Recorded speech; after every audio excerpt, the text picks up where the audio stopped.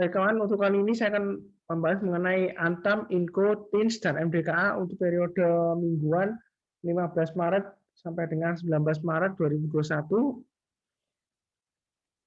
Seperti saya bahas sebelumnya ya, minggu sebelumnya, saya ada bahas juga 4 saham ini. Dan untuk Antam, terakhir saya menyebutkan kalau dia gagal bertahan di atas 2270, maka ada baiknya jual dulu ya. Maka ini seperti kita lihat minggu lalu dia menguji 2270 gagal dan dia turun di bawahnya 2270 sampai di low-nya 2170 ya. Kemudian hari Jumat ini 12 Maret dia sudah mulai rebound ya, naik lagi ke atas 2270. Jadi kalau yang sebelumnya sudah kena stop loss, harusnya balik kembali ya kalau dia berhasil rebound kembali ke 2270. Atau kalau mau lebih amannya sama dengan yang saya sebutkan sebelumnya, khusus untuk Antam ya, kalau mau buy itu ada baiknya kalau kita tunggu kalau dia sudah berhasil naik ke atasnya ini ya, 2590 ya. Jadi kalau kita lihat di sini ini kan high-nya 4 Maret ya, itu 2590. Jadi kita tunggu kalau dia sudah benar-benar berhasil naik ke atas 38,2% ya. 2590 ya, bagi yang belum punya Antam ya. Karena kalau dia masih di bawahnya 2590 itu masih resiko untuk turun lagi menguji level yang 50 ya. 2270 dan di level 61,8% di 2000-an. Jadi yang belum punya Antam lebih baik tunggu ya. Minim kalau sudah berhasil naik ke atas 2590 ke atas barusan buy dengan target terdekat kurang lebih masih sama ya. 2800 sampai 3000 ya. Itu untuk Antam. Kalau yang sudah punya, kalau sudah buyback ketika dia berhasil rebound lagi ke atas 2270, mulai buyback, stop loss-nya kita menggunakan yang ini ya, low-nya yang 10 Maret atau 9 Maret ya. Ini kebetulan low-nya sama 12170 ya. 2170 di 10 Maret. Jadi kalau sudah buyback, ketika dia berhasil naik lagi ke 2270, stop loss-nya pasang di 2170 ya. Itu untuk Antam. Kalau yang belum punya, santai aja tunggu kalau dia sudah berhasil naik di atasnya ini ya. Ini candle 4 Maret di atas 2590% buy. Kemudian untuk Inco,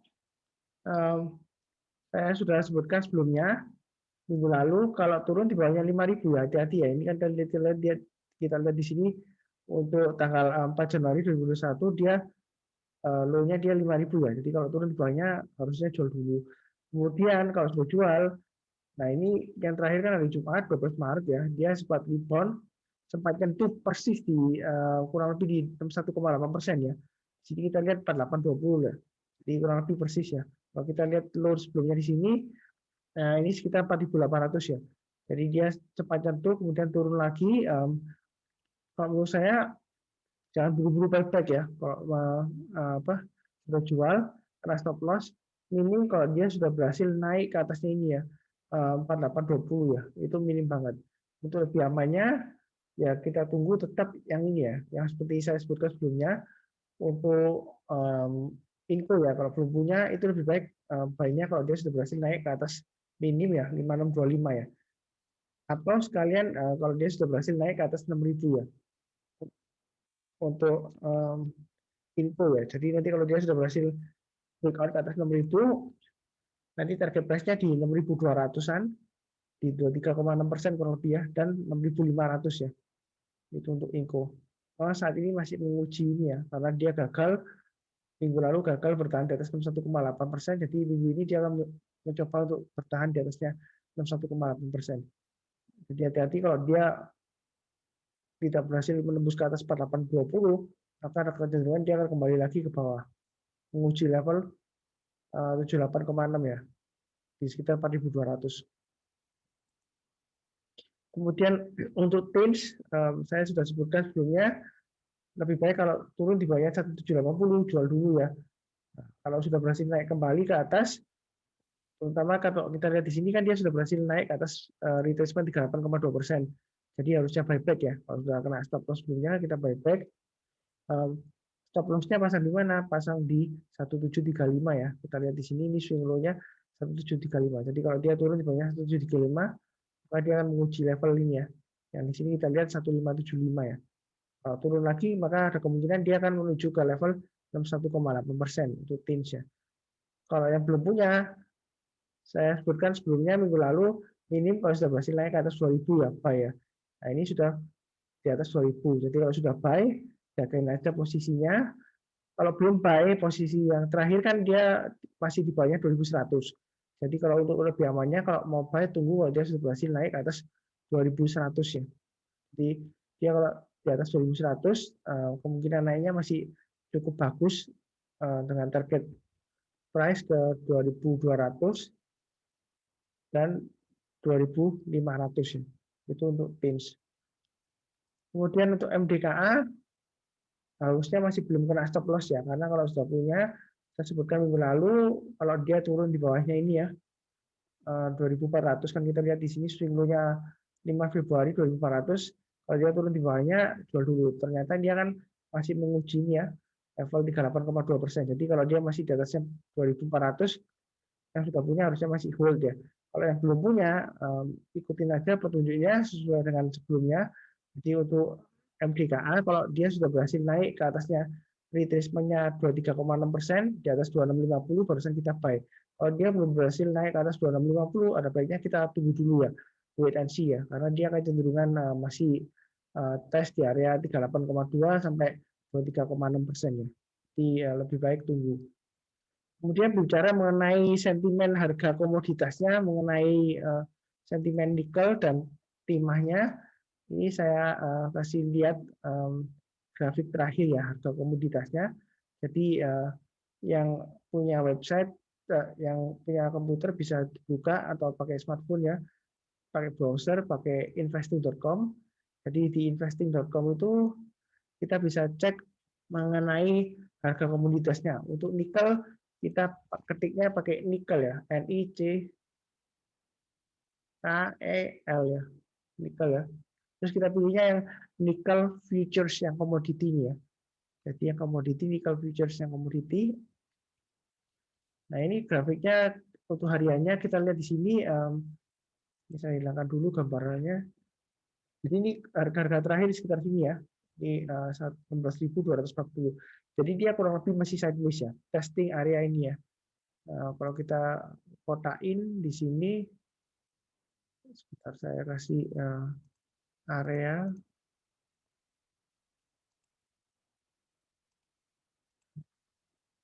Jadi kalau saya kotain di kurang lebih dia testing di area ini ya. Nah, ini area support yang di sini tengah-tengah ini. Jadi masih belum bullish kembali ya. Jadi dia masih testing support area ini. Jadi kalau mau ikutan sentimennya, harusnya sih masih tunggu ya. Kalau dia sudah berhasil naik ke atasnya ini ya. Ini kita lihat terakhir harga tertinggi di area konsolidasinya sekitar 16.685 ya. Jadi kalau dia berhasil naik kembali ke atas 16.700 untuk harga komoditasnya, maka ada kemungkinan harga Antam dan Inco-nya masih mampu naik lagi lebih tinggi ya. Ya paling nggak kalau targetnya kurang lebih di sekitar ini ya, 17.600-an ini ya. 17.600 sampai di area 18.400 ya kurang lebih ya. Kalau dia berhasil breakout di ini 16.700 ya. Jadi masih testing support area, jadi jangan terlalu agresif buy back dulu untuk emiten Antam dan Inco ya, yang sentimen nikel ya. Sedangkan untuk TINS dia kan sentimennya untuk TIN ya, komoditasnya TIN ya, TIMA ya, TIN futures ya komoditasnya. Kalau kita lihat ini terakhir penutupan 26.147,50 ya. Jadi dia kalau kita lihat minggu ini dia rebound ya, lumayan kencang reboundnya. Dan kita lihat 1, 2, 3, 4. Nah, perlu kita perhatikan di sini, ini dia ada resisten di sini ya. Ini kurang lebih kalau kita lihat di high-nya ini 27.430 dan sebelumnya 27.345. Jadi sekitar 27.430 ya. Jadi dia masih testing resisten ini ya. Sama juga kalau mau ambil TINS jangan terlalu banyak. Kalau kita lihat di weekly-nya, mingguannya, ini dia masih testing resistennya ini ya. Kalau dia berhasil breakout higher, di atasnya 27430, maka dia akan mencapai target kurang lebih di harga 29.000 ya untuk timnya ya, harga komoditasnya. Jadi yang belum punya jangan terlalu banyak ya, karena kita lihat ini harganya sudah mulai lumayan tinggi ya, walaupun masih bisa tinggi lagi, tapi kita tunggu kalau dia sudah berhasil breakout di atasnya 27430 ya, ini untuk yang terakhir ya, itu high-nya yang terakhir untuk komoditas timnya. Jadi itu aja analisa untuk saham Antam, Inco, TIS, dan MTKA. Terima kasih.